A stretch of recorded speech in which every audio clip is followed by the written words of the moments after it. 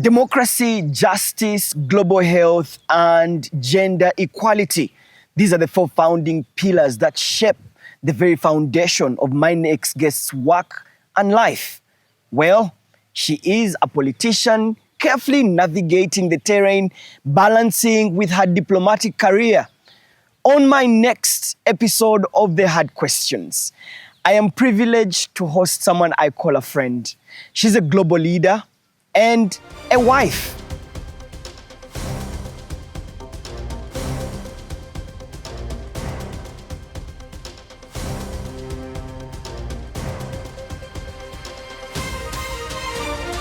On this show, I host Dr. Winnie Byanyima.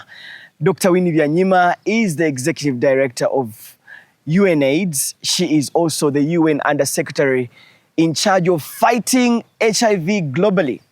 Dr. Winnie Byanyima, thank you so much for inviting us into the comfort of your home and for being on the show today.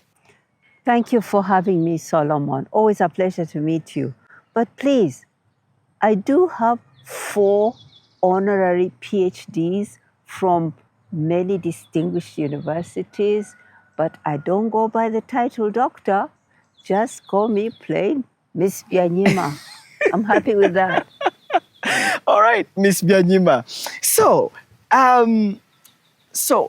it's really good to see you. And you know, when we were driving into the driveway here, I was hit emotionally because I have had an opportunity of interviewing Dr. Kizza Besigye so many times in this very space, and I can't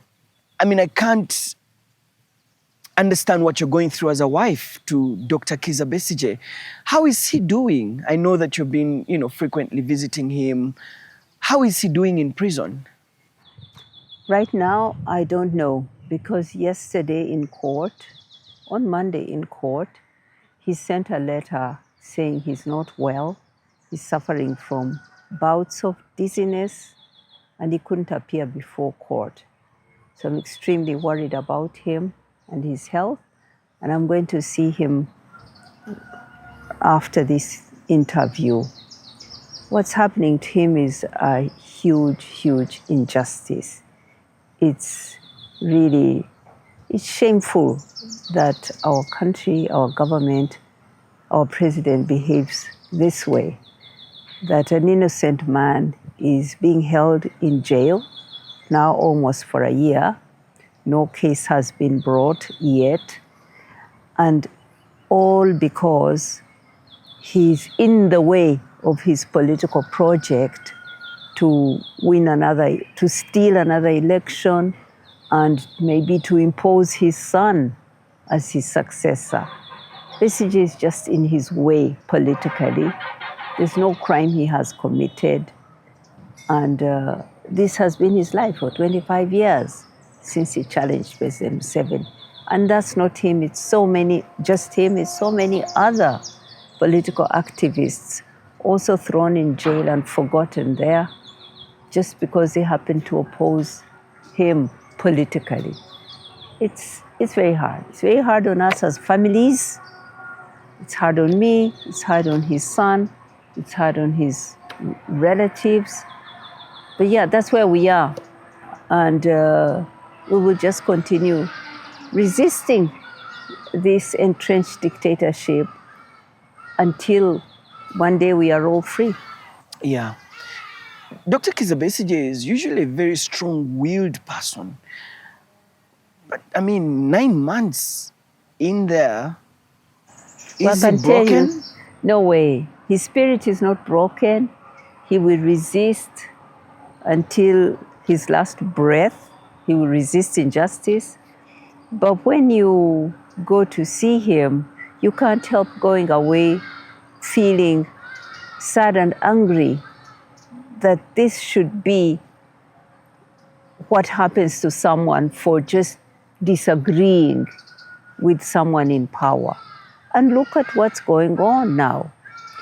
Even the people who disagree with each other in their own party end up fighting, being beaten, being hurt.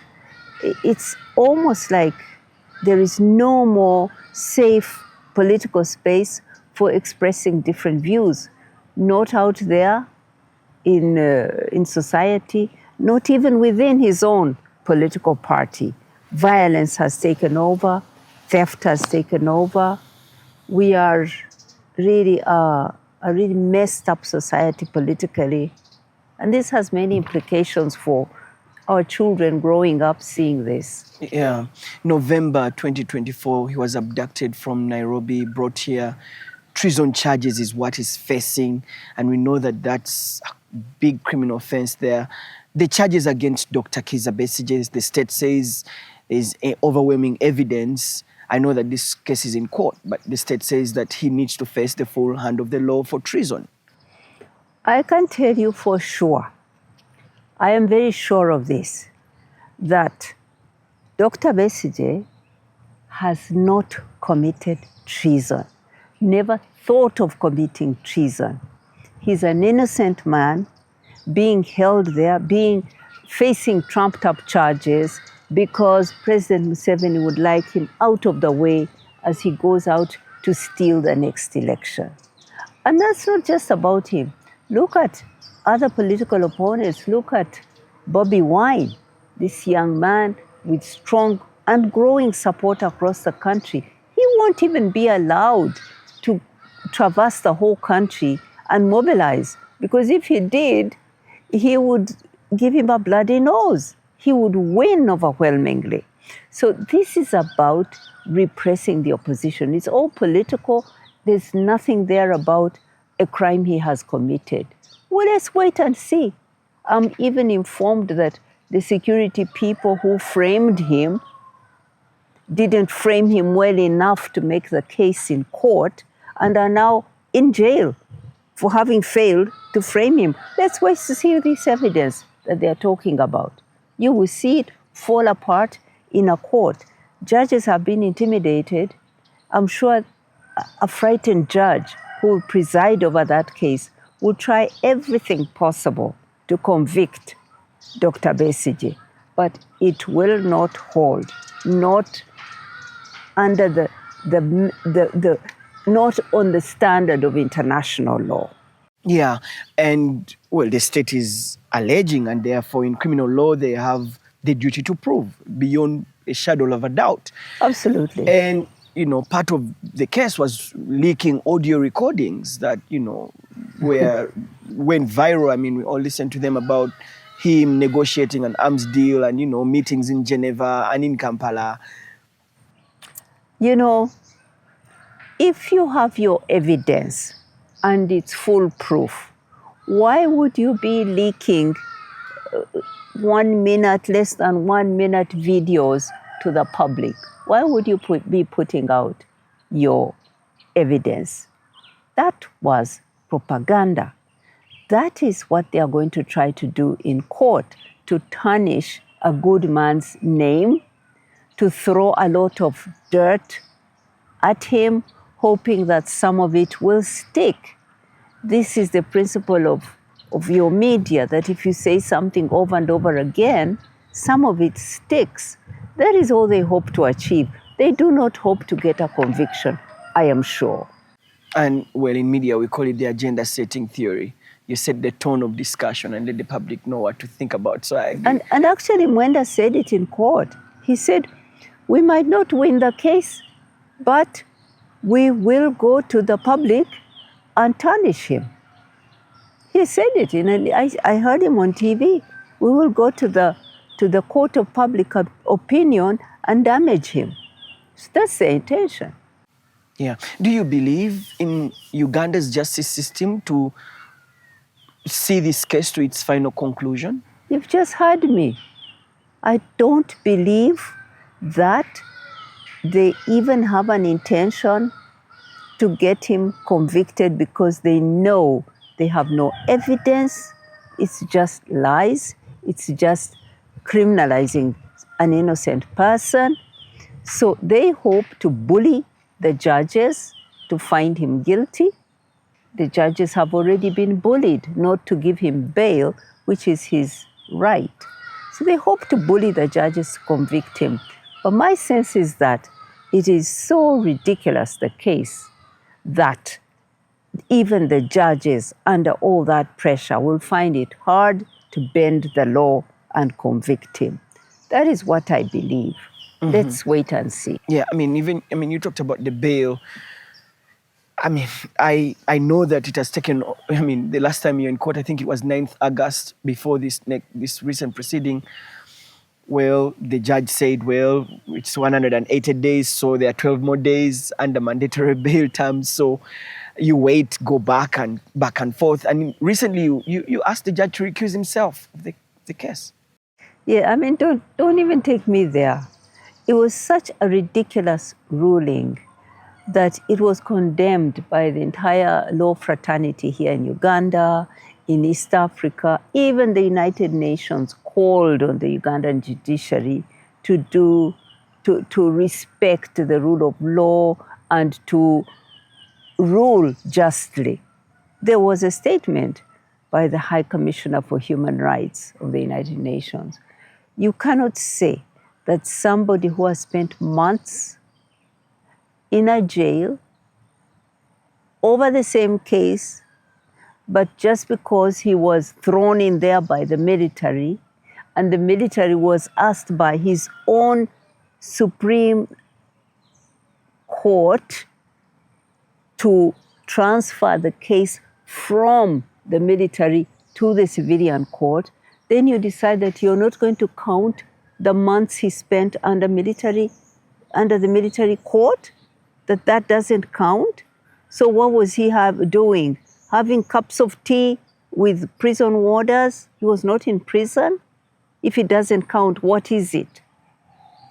So in fact, he made such a ridiculous and unjust ruling, and previous to that had been frustrating the case.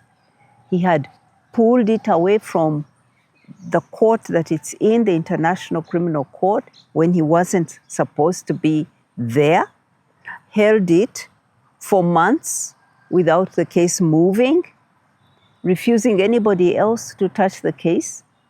And then later on, he comes and makes this incredible, ridiculous ruling. So indeed, Dr. Besigye and Obed Kamlegaya have asked that he recuse himself. He has shown bias.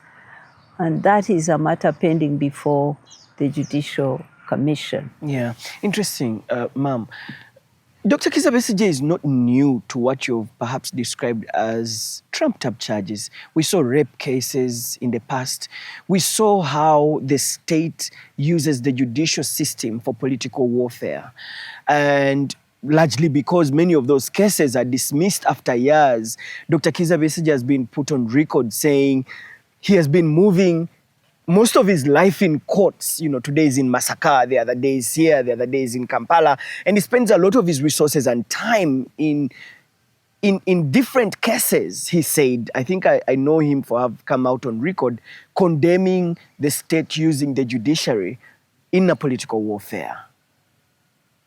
Do you share the same views with him? It is true that since 2001, when he first contested with President Museveni, now 25 years, he has been in and out of court. And he now has this image of a persecuted person, a person who is hounded and who suffers for his political views. He didn't set out in politics to be that kind of a person. And it hurts me that actually his message is now submerged. What people know most is his suffering. And I don't think he entered this for martyrdom. He is not somebody who believes in martyrdom.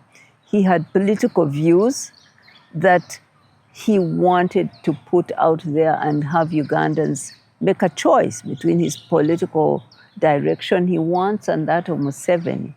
But it never came to be. So President Museveni has made the price of democracy, of challenging him, so high that now it's you can see how many people picked up the papers to run for president. People are just taking it as a joke.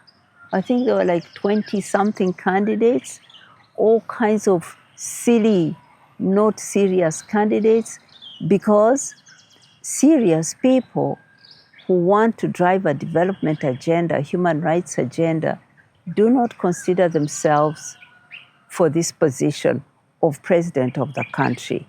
They stay away because he's made the price so high, and Besigye, who has been persistent enough, is now this person who's seen as crucified. He's not actually seen as a political challenger with a political agenda. His agenda is swallowed under the persecution. And that's so wrong. And nobody wants to become that. So he's destroyed the democracy we were trying to build and built his personality. He's put his stamp on the presidency. And I think even the whole generation of young people cannot imagine a different presidency. They've never seen one. How dangerous is that for a democracy?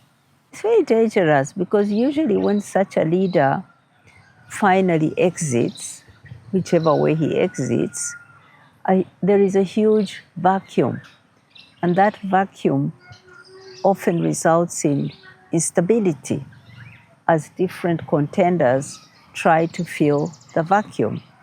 I suspect we may not have a smooth transition from President Museveni. And that will be sad because it will take us back many years. Yeah, and right there, the question that many people are talking about in the corridors of our politics and even in our communities is transitional power. And you say we are at a very delicate time that we need to start having real conversations around transition of power in this country. Yeah, we would need a peaceful, democratic, transparent transition from one leader to another. Our country has never had one. Unlike Tanzania, unlike Kenya, we've never had one since independence. He owed us one because he came to power through a very costly process, a war, where thousands of people died, especially in Uganda. So he owed this country a peaceful transition and to start new politics where one leader hands over to the other. But he's denying us that. And the possibility of having instability after him is real. Because look at what I see now. This is what I see. President Museveni abandoned the movement, the national resistance movement that he mobilized us to build with him during that Bush war, and built his personal power. He's now a very powerful personal leader, surrounded by his family and people close to him to lead this country. He has built the army, and it is very personal. It is very loyal to him, or so I believe. But it's also an institution that that's fully under his control, and that of his son. So I see him passing the army to his son, and that's the basis of his power. He's still very much a military leader. Watch him. If anything wrong happens in the country, he quickly jumps into his military fatigues, pulls out his Kalashnikov, and reminds us that he came from the bush and fought a war. So he still holds the power of the military is the basis of his power. Then he has a party. And I can see that this messy election that they had is like a step towards passing on his political party to his son. His son featured very much in those elections. If you look at the posters on the roads, you will see yellow posters with a picture of his son, a general. Now, why would a general of the army appear in a political campaign? He's not supposed to be there. But clearly you can see the introduction of his son to take over his party. So it seems to me that the plan he has is to pass both his party and the army to his son to lead this country. But Ugandans don't want that. It's so clear. It's very clear that Ugandans will be resisting this project. And that's why I say that should he force this project, that what will result will be resistance, and that resistance could result in instability. I am not a prophet, I'm not a fortune teller, but I'm just a logical person. I'm a mathematician, I'm highly trained in logic. Logically, this is a project that will lead to instability. Wow. You know, when you mentioned that, well, first of all, you clearly know that they have picked nomination forms for him. He's going to be coming back on the ballot. What do you think about his next quest for the next? I've already told you that I believe that this election will be stolen just like so many others.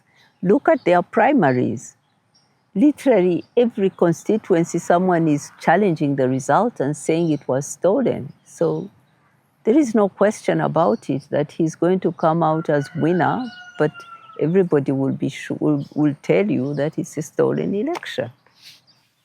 Are we picking nomination forms for Dr. Kizza Besigye? I don't know. I'm not a member of their party. Their new party was formed when I was already in an international job. So I don't know whether they want to field him as a candidate or not.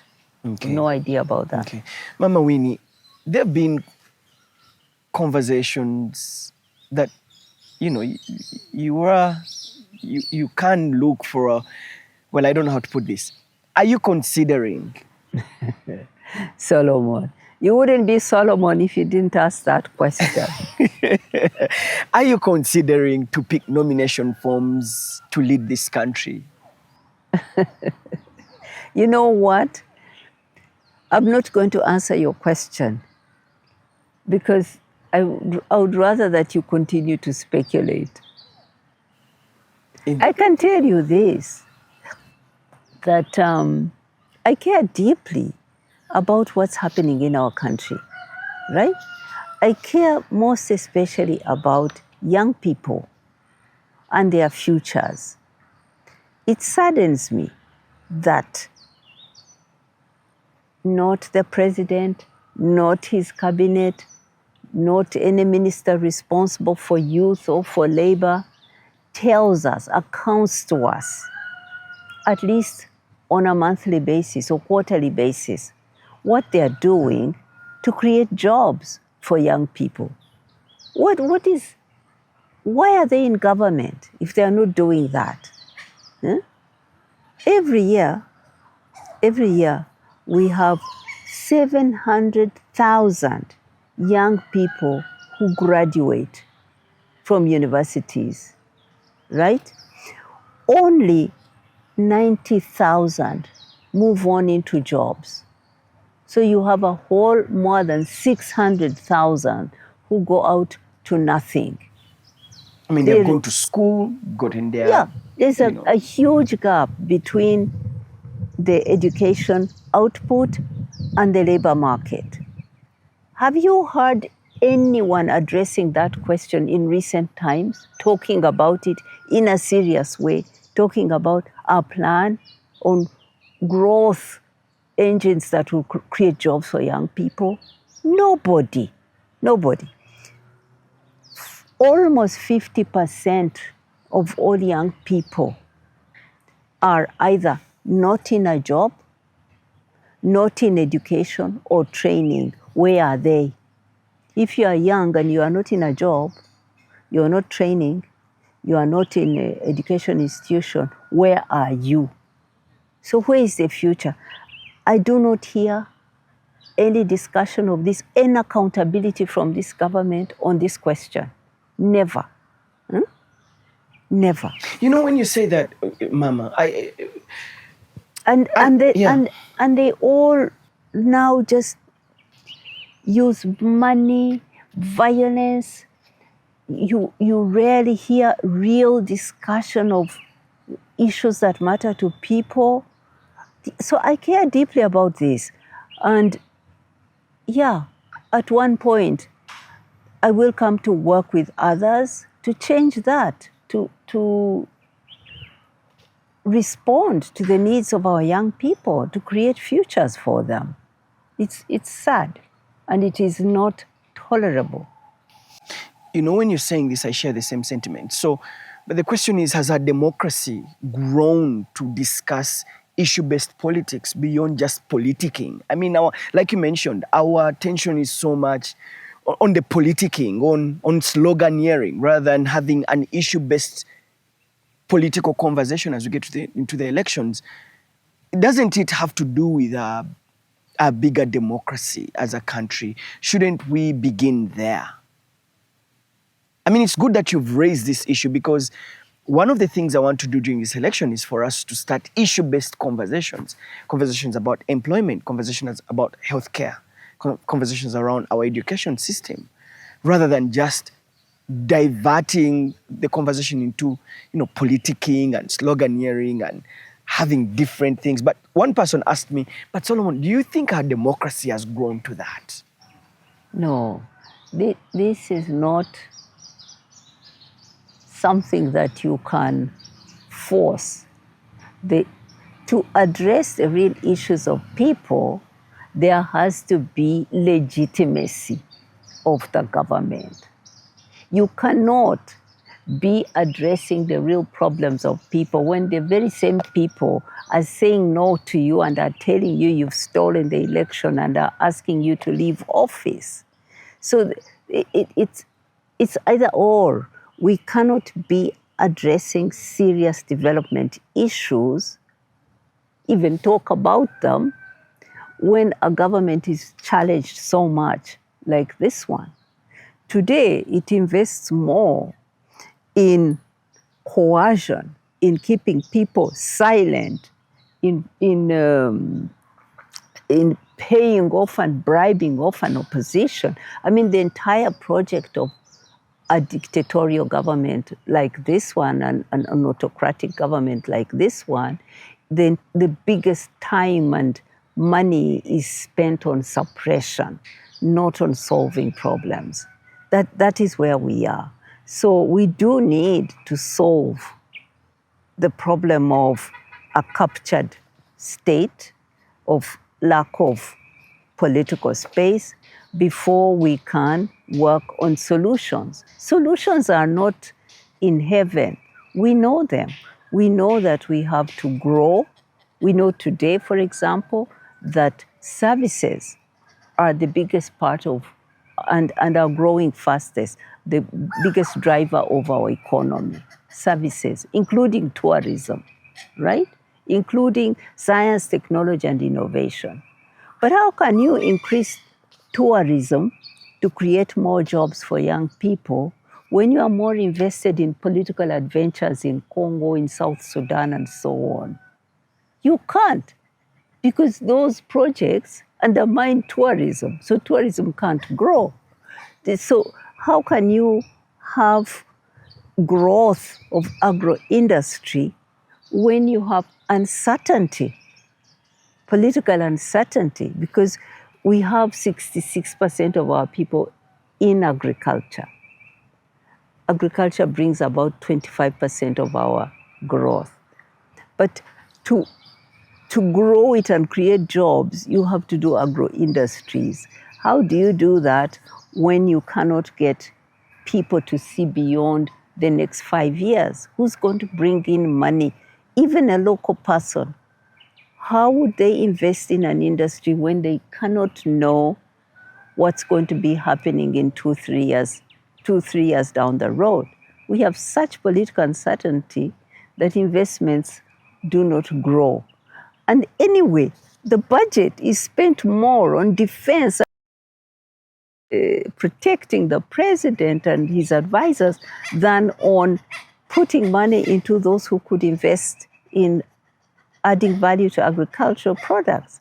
So you cannot have an autocracy of this kind and have growth in the economy. Yeah. And jobs for people. Yeah, this is really amazing. But just to be clear, you mentioned that you cannot rule out coming to have, you mentioned that you can work with people. You will one day work with people to advance these ambitions or these proposals that you're sharing with you. And therefore, maybe in the next couple of, you've said you'll keep us speculating, but I think that from your submissions, you're not ruling out running for the top job one day. Well, I'm saying, don't count me out. I'm one of the capable people. We are so many capable people who could apply ourselves to turn our country around. But like I said, so many of us are discouraged. We do not want to put ourselves in situations where because you hold a different view, you end up being beaten up, you get in jail, No, I told you that Besigye never set out to be a political martyr. This is not a choice he has made. This is what has been imposed on him by the dictator, that from day to day he lives a hounded life. He's hounded. This place here might look nice, but we are ever surrounded by spies and all kinds of people. They often pay our workers to snoop on us. He's always worried about his life. This is not the life that someone with ideas to grow the economy, to solve political problems wants to live. But I'm saying, don't count me out. I will work with others when the time comes, and we will try to change this country. As we go into elections, what do you see? We're going into a heated political season. We're going to shape our democracy through the ballot. Political temperatures are beginning, to rise. Political activities, political parties are reorganizing themselves. Campaigns will soon begin. Elections will happen, and the Electoral Commission will come out and declare our next leaders. What do you make of our electoral process as we move forward? Again, I'm worried about our young people. They are the ones who really want to express their views about how they want to be led. They will be the ones out there campaigning.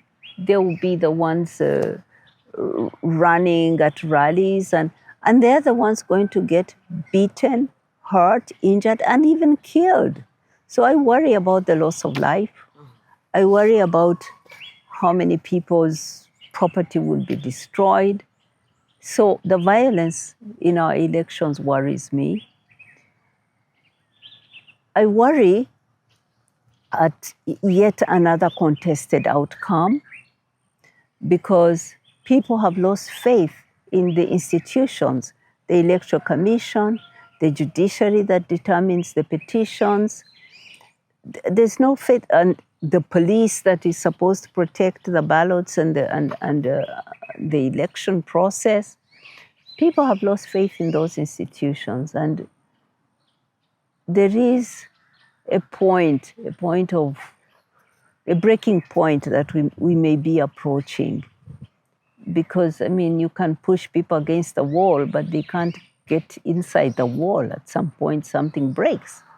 So I do worry that this is going to be yet another messy election, and that young people are more and more frustrated. That's all I can say about that election. Worry, worry, worry. Wow. I hear you. In the primary, the violence was being done right in front of the chairman of their party. President Museveni was sitting there watching chairs being thrown and people being beaten in their own internal election. and all they could do was whisk him away. He should have stayed and tried to intervene. If you are a leader, you face the issue. But they whisked him away, right? He has no solutions for it. And just remember, when he went to the bush, his own election hadn't even been rigged. He had stood in Nyabshozi as UPM, and we who were DPs, we gave him a bloody nose. We won that election. But he was so angry and went to the bush because elections were stolen. You remember? Yeah. And they were stolen. The victory was DP's. And we followed him. We're angry at the hijacking of that election. When we followed him, he put out a broader agenda than elections.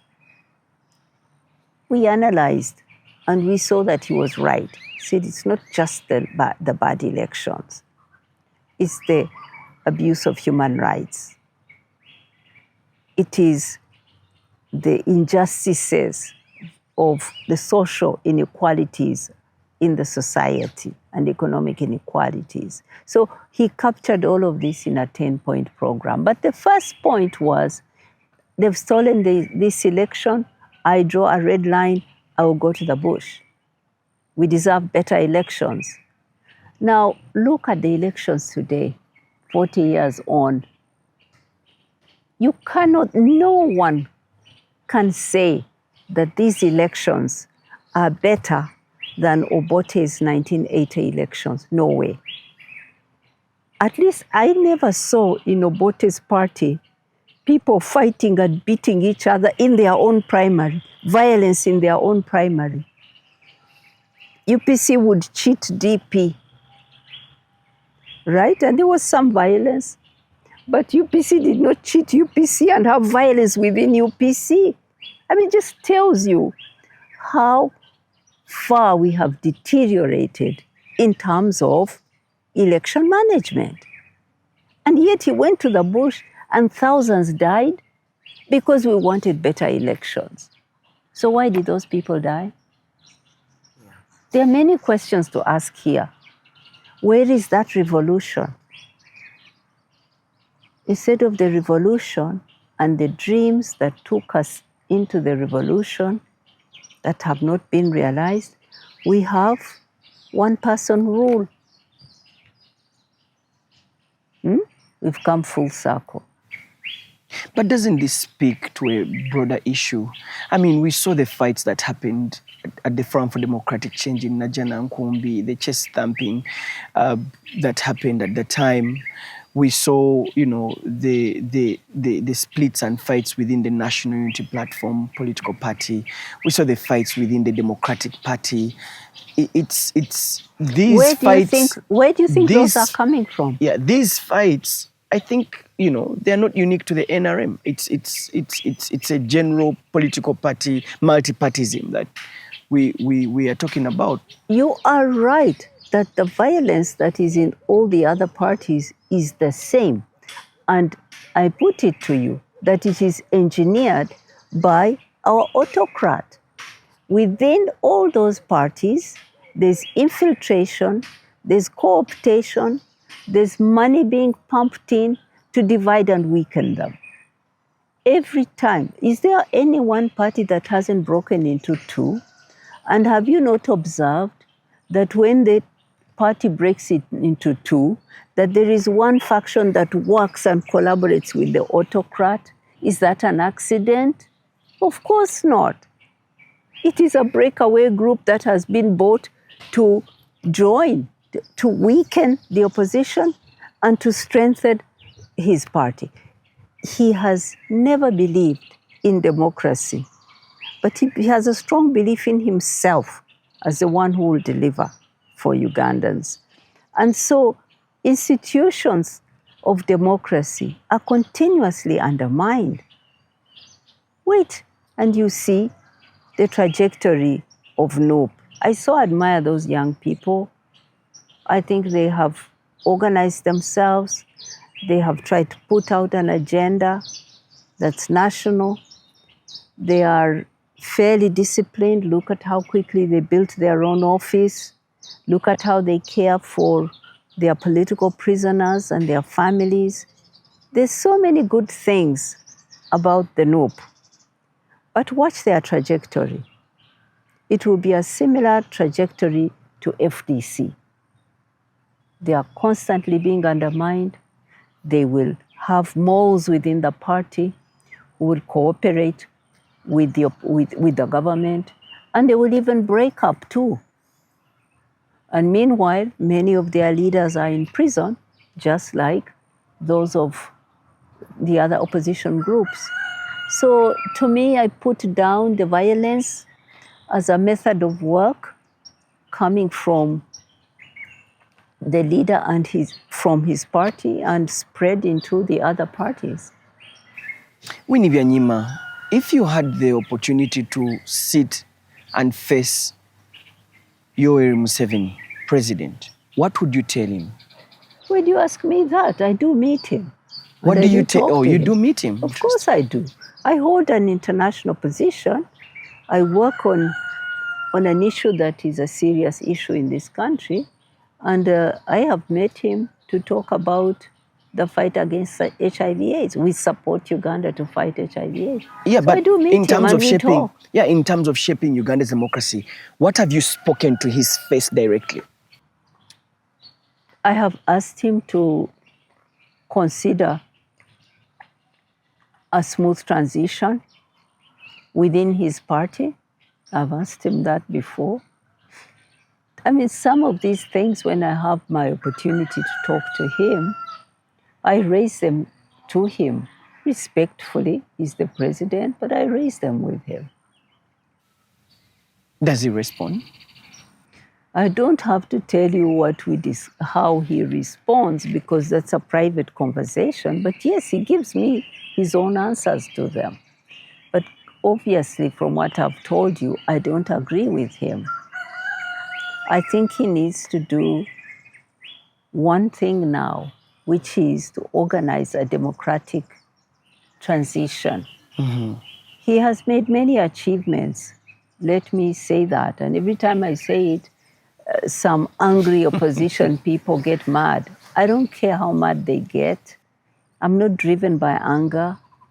I'm driven by a passion for justice. He has done some good things. He has turned this country around many years ago.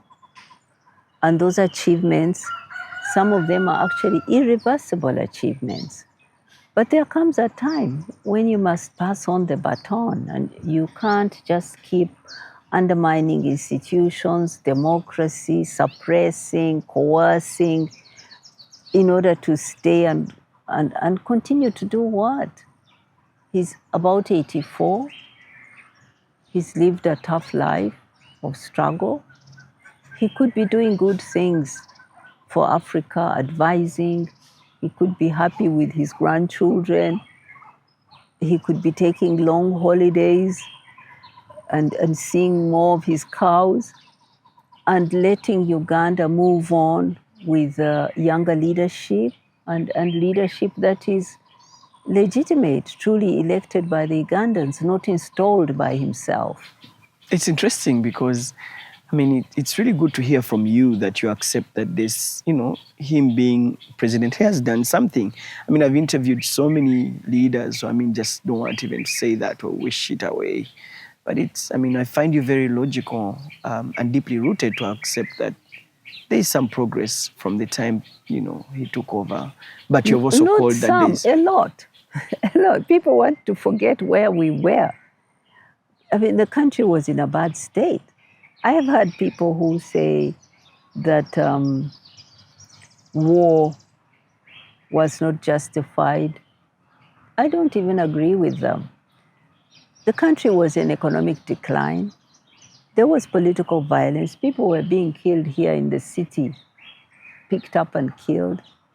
This country, President Obote at the time, was facing huge challenges to run the country with his party. And The war was costly, I have no question about that. It cost many lives. But the turnaround did happen. Many things did happen that secured our country. But today, like I've told you, look at these elections and look at the ones of 1980. We have declined. We have not improved elections. So there are areas where we have regressed, even though there are some areas where the country turned around. So one needs to be honest and be factual in what we are saying. We should say, you've done your work, but it's time for you to allow the democratic process to choose the next leader and for you to bow out. It's not about driving him out in anger because he's, I don't know, whatever names you want to label him. I could label him many things because I'm hurt by what he's doing to my husband. But really, I choose to look at him as the politician and be as objective as I can about his contribution to the country. But certainly he's hurting us as a family, and he's hurting many families. And this should keep him awake at night, that many innocent people are suffering because he wants to stay in power. Have you talked to him about the situation of Dr. Besigye? We did talk once, but I'm not going to say what we talked.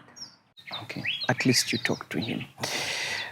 Honorable Winnie Byanyima, thank you very much for speaking with us on the Hard Questions Show. It's really amazing to have you today.